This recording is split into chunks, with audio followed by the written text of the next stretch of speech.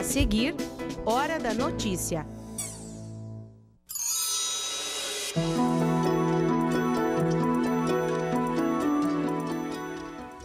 Como usar as redes sociais com privacidade e segurança. A gente vai falar sobre esse assunto na edição de hoje com o professor aqui da UPF, Victor Billy da Silva.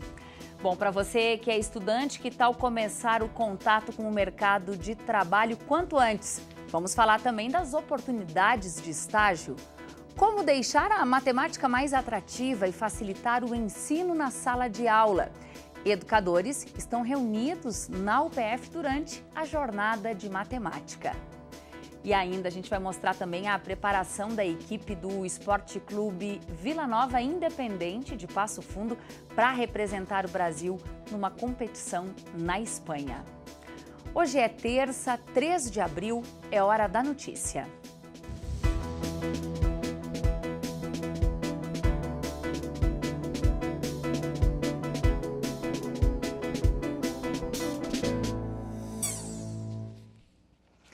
Responsabilidade, pontualidade e iniciativa. Qualidades fundamentais para qualquer profissional. Se você ainda é estudante, que tal começar a se preparar para o mercado de trabalho o quanto antes? O estágio é uma ótima oportunidade. Mais de 2.800 alunos de nível médio e superior fazem estágios pelo CIE em 110 cidades aqui da região. Ganhar experiência é apenas uma das vantagens de fazer um estágio. Quem faz um estágio sabe bem que tem chances de se destacar e ser efetivado. A Verônica, por exemplo, começou com 16 anos. Depois de cumprir o contrato de 2 anos, foi efetivada. Eu tinha uma visão diferente, eu achei que ia ser um período de estágio e eu teria que procurar outro trabalho, enfim, outra empresa. Porque normalmente a visão que a gente tem quando a gente não trabalha ainda é essa, né? Iniciar um estágio em uma empresa e depois, quando tiver 18 anos, assinar a carteira em outra. Então, dentro dessa ideia, eu percebi essa diferença, né? A gente conseguiu fazer o estágio, ser efetivado para outro cargo e, enfim, hoje estou num ramo também diferente. O estágio é também uma forma da empresa preparar bons colaboradores e a possibilidade de efetivação chama a atenção de quem é ou pretende ser um estagiário. Ele precisa, se dedicar, mostrar bastante interesse no desenvolver das atividades para que as empresas, então, vejam que ele tem esse interesse em manter, esse trabalho junto com a empresa para que ele seja efetivado para um cargo, que a empresa tenha disponível no momento. Hoje a empresa ela procura acertar, ela quer descobrir talentos e através do estágio uma boa oportunidade, né?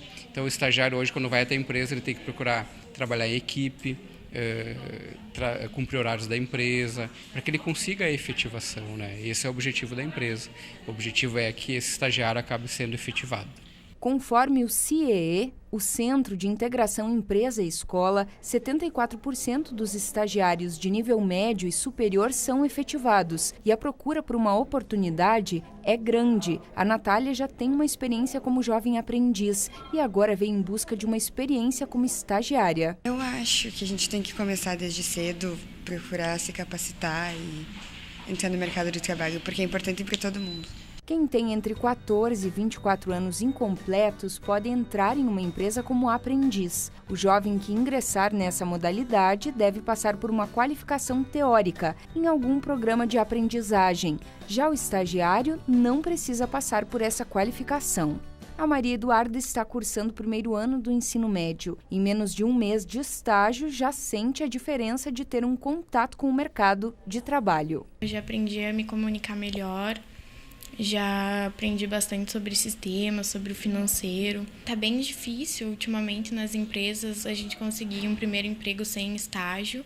Então eu acho importante a gente fazer um estágio para ficar mais por dentro do mercado de trabalho. Importante para a empresa, porque ela tem a oportunidade de descobrir bons colaboradores. É bom para o estudante, porque ele vai estar mais preparado, ele vai ter remuneração e vai desenvolver atividades dentro da área do curso que ele escolheu, e para a escola também, porque diminui a evasão escolar e vai ter um estudante mais participativo em sala de aula. Bom, e segue o impasse entre servidores municipais e Prefeitura de Passo Fundo em relação ao reajuste salarial.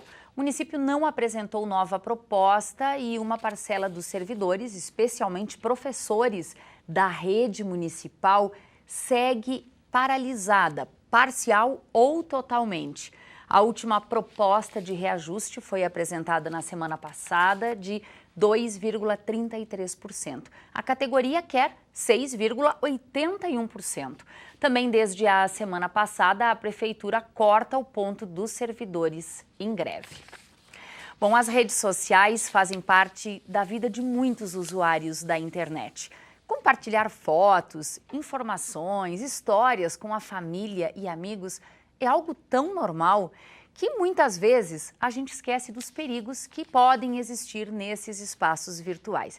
Quem vai nos trazer algumas orientações de como melhor usar as redes sociais sem cair em armadilhas é o professor da área de informática aqui da UPF, com mestrado nessa área, Victor Billy da Silva. Professor, seja bem-vindo ao UPF TV para falar de um assunto que faz parte da vida de muitos brasileiros, de muitos passofundenses. Professora, recentemente o Brasil todo e o mundo ficou sabendo de uma invasão por parte de usuários americanos da rede social Facebook. Rapidamente, de um jeito simples, o que de fato aconteceu nessa história? Bom, é importante a gente trazer este fato, né, do que está ganhando bastante destaque. O que aconteceu foi o seguinte: um desses aplicativos que parecem inofensivos, que você está lá acessando o Facebook sugere para você baixar, que tinha a questão dele era traçar o teu perfil virtual, o que você faz nas redes. Então, baixando este aplicativo, os usuários geralmente não leem aqueles termos de uso, né, e permitiram que esse aplicativo tivesse acessos, além dos seus dados.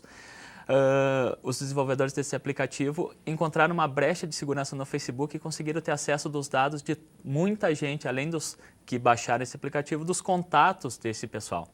Então, com 270 mil pessoas que baixaram o aplicativo e concordaram em usar, essa brecha permitiu que fosse obtido dados de 50 milhões de usuários da rede Facebook. Essa história é importante porque estamos diante de um ano de eleições nacionais e o temor hoje é de que o mesmo, de alguma forma ou de forma parecida, aconteça também no país. Exatamente. Hoje um tema bastante pertinente é o fake news, né? As notícias falsas, além de obter esses dados, né? A gente diz que a gente tem uma pegada digital, um rastro digital. A gente está lá, quem nunca curtiu um comentário político, quem nunca curtiu, né, uma certa reportagem sobre algo, e o Facebook fica guardando esses dados, né? Com propósitos deles, mas também, estando lá, pode ser acessado por outras pessoas. Além de o que a gente chama de robôs, que são algoritmos, que são programas de computadores que ficam impulsionando notícias que nem sempre são verdadeiras. Ou seja, ao invés de serem curtidas espontâneas, naturais, é um robozinho que fica lá curtindo milhares e milhares de vezes o mesmo conteúdo. Ou propagando, né? E esse é um grande... Foi o assunto que ganhou mídia porque foi um grande problema nos Estados Unidos nas eleições que tiveram lá. Esses robôs, então, conseguiram ter acesso de usuários e submeter publicidade paga do Facebook para pessoas com já um pensamento tendencioso por um assunto. E essas notícias sendo exibidas somente para essas pessoas sem um controle de verificar se é verdadeiro ou não.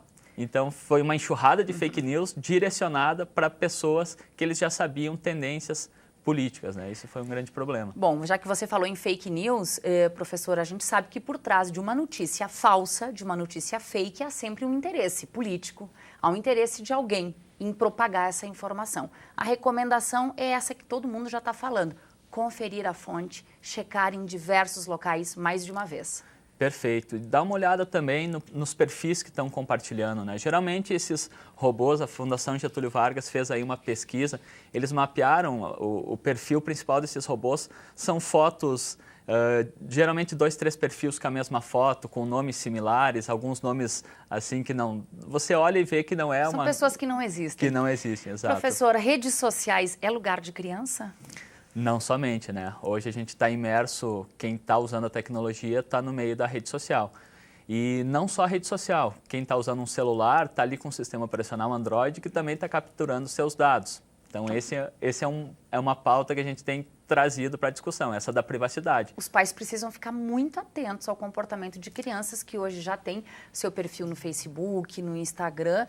Talvez o maior problema não seja ter o perfil, mas não acompanhar o movimento dessa criança na frente de uma rede social.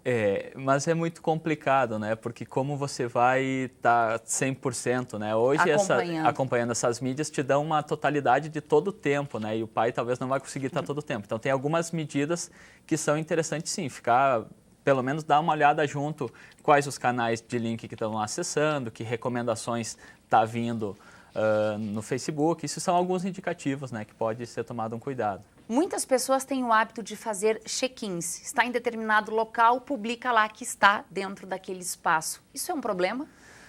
O check-in em si não necessariamente. O problema, às vezes, tu tá num local e junto com o check-in vem lá uma solicitação. Olha, essa rede, essa internet para você acessar está pedindo para pegar alguns dados seus. Então tem que ter muito cuidado com isso. Ir lá e dizer que está num local, você só vai estar dizendo para o Facebook, enfim, para as redes sociais que você esteve lá. Mas tem que tomar esse cuidado. Hoje também muitos portais de notícia e sites mal intencionados está sendo aberto aquele que a gente chama de pop-up, aquela janelinha pedindo, olha, você autoriza que a gente guarde algumas informações suas? Isso é muito perigoso. Então, quando pede isso, já tem que... Não. Exatamente. Clique em não e desconfie da fonte, verifique se é uma fonte segura. Bom, professor, o tempo aqui mais do que já acabou. Você vai ter que retornar em outra oportunidade para continuar nos orientando com relação às senhas e principalmente à privacidade. Aliás, esse assunto ganha espaço hoje aqui na universidade em uma palestra que vai ocorrer das 6 às 7 horas da tarde. Não só você vai participar, mas outro professor aqui da UPF também vai promover um bate-papo muito legal. Professor Vinícius Halber, da área da Sociologia, vai estar falando sobre como esse uso da tecnologia tem nos afetado na nossa cultura e na nossa sociedade. E aí, logo, logo, você está de volta aqui para trazer mais dicas. Combinado, professor? Combinado. Então, tá certo. Obrigada. Boa palestra hoje. Obrigado. Obrigada. E olha, o PFTV segue nesse tema da segurança nas redes sociais. O programa Estúdio 4 mostra o que deve mudar a partir da quebra de confiança no Facebook e como o mercado econômico se movimenta em torno da empresa que vale bilhões de dólares. O programa vai ao ar hoje às 11 da noite, com reprise amanhã às 8 da noite e tem também uma última exibição na sexta-feira às 11 horas da noite. A preparação da equipe do Esporte Clube Vila Nova Independente de Passo Fundo para representar o Brasil numa competição na Espanha é o que a gente mostra depois do intervalo.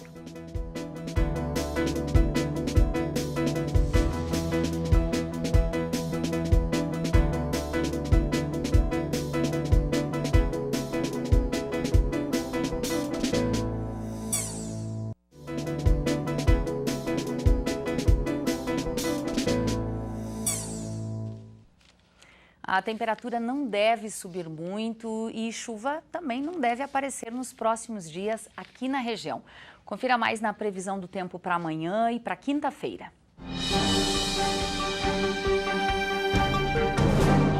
A quarta-feira será de tempo bom. A temperatura mínima é de 16 e a máxima alcança os 24 graus.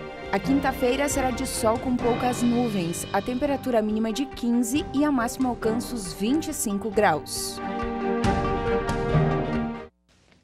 Já está disponível a lista com os aprovados para a primeira turma do cursinho pré-vestibular UPF. As aulas são de graça, começam na segunda, dia 9. Para acesso à lista e também para outras informações, é só entrar no portal da universidade. O endereço é upf.br. A matemática não está na preferência dos estudantes em sala de aula, mas o que fazer então para deixar a disciplina mais atrativa, para facilitar o aprendizado?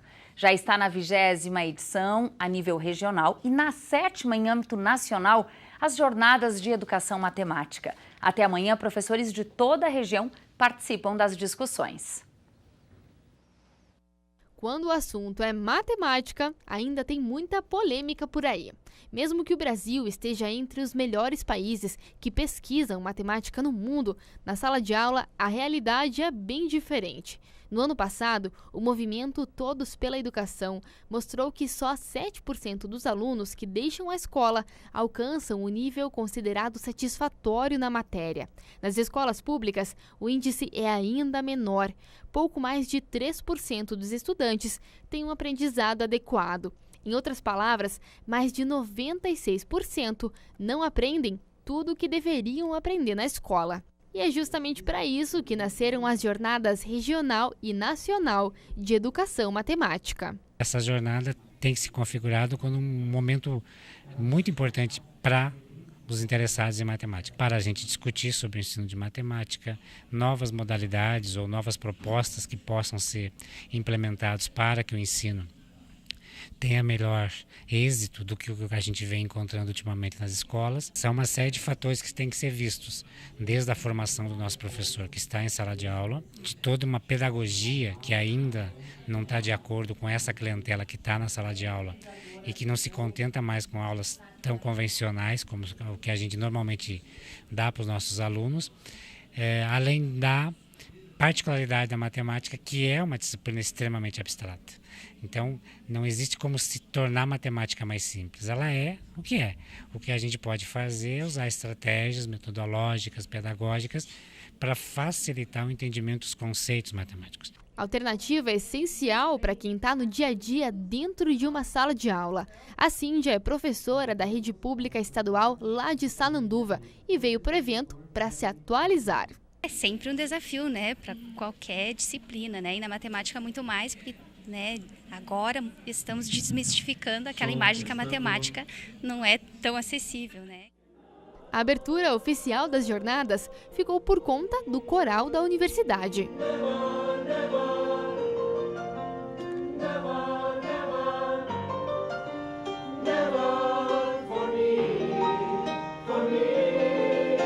Depois veio a sessão solene com presença dos coordenadores do evento e da reitoria. A vice-reitora de graduação, Rosani Sgari, falou do apoio dado pela UPF aos cursos de licenciatura, como é o caso da matemática. E juntos construímos alternativas para continuar investindo na formação de professores. Temos esse compromisso da educação continuada, sobretudo da educação continuada de professores de matemática, que é uma área básica, uma área em que as pessoas, de modo geral, têm dificuldade, né? Tem os grandes desafios aí da matemática para a gente superar, é histórico isso.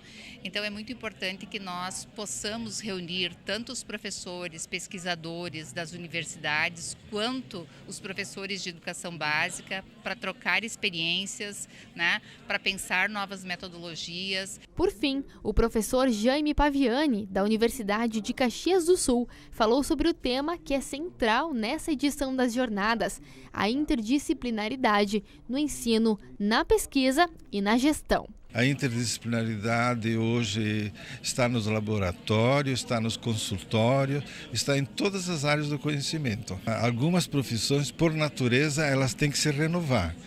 O fato que fora da universidade há mais interdisciplinaridade hoje do que nas próprias universidades. Eu acho que o caminho já está traçado, não existe outra solução. Não é uma coisa que a gente deve fazer, é uma coisa que a gente já faz. Além das palestras, a programação das jornadas matemáticas também conta com mini-cursos e lançamento de pesquisas feitas sobre o assunto.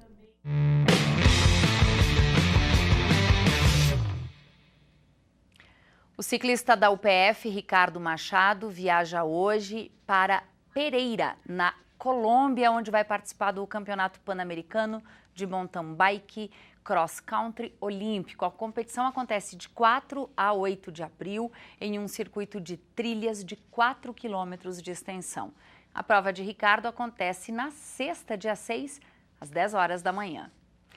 A categoria 2005 do Esporte Clube Vila Nova Independente se prepara para uma competição internacional. Nos dias 7 e 8 de abril, o time vai competir no Barcelona, na Espanha.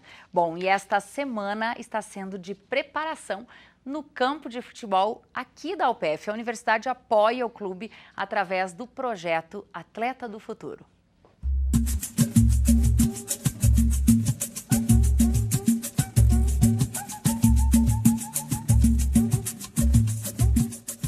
Desde 2012, o Vila Nova vem realizando 1 ou 2 viagens para fora do país, né? Nós fomos na França, fomos na Itália, Estados Unidos em 2016, 2017 a Espanha, onde conquistamos um título com a categoria 2004. A 2005 é a primeira viagem para fora do país que ela está tendo a oportunidade de fazer e vai para a Espanha em busca de um bicampeonato. são meninos de 13, 14 anos, né, que estão na plenitude aí da sua idade, na formação para serem atletas, né, e todos eles almejam esse sonho de ser jogador. E eles vão ter essa oportunidade, junto com o Vila Nova Independente e o nosso projeto Atleta do Futuro aqui da UPF, de conhecer um dos estádios que eles sonham em jogar, que é o estádio onde o Messi, Ronaldinho passaram por lá, que é o estádio onde o Barcelona joga.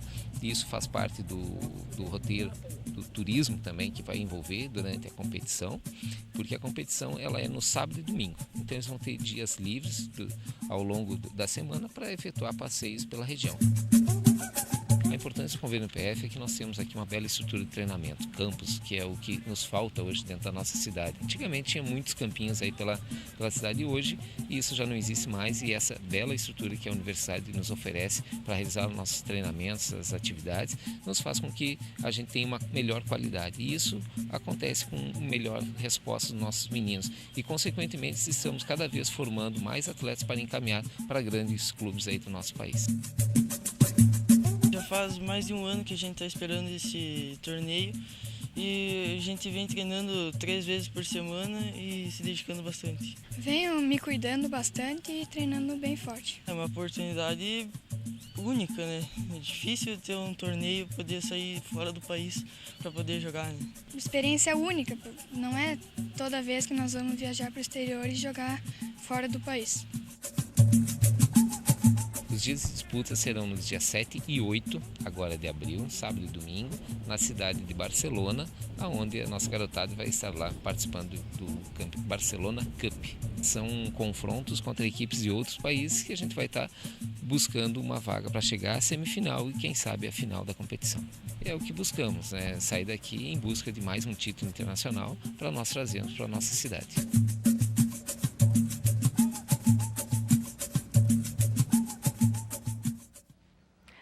Essas foram as informações de hoje. Quer rever as nossas reportagens? Então nos acompanhe pelas redes sociais. Amanhã nós estaremos de volta, ao vivo, ao 12h30, com novas informações. Até lá!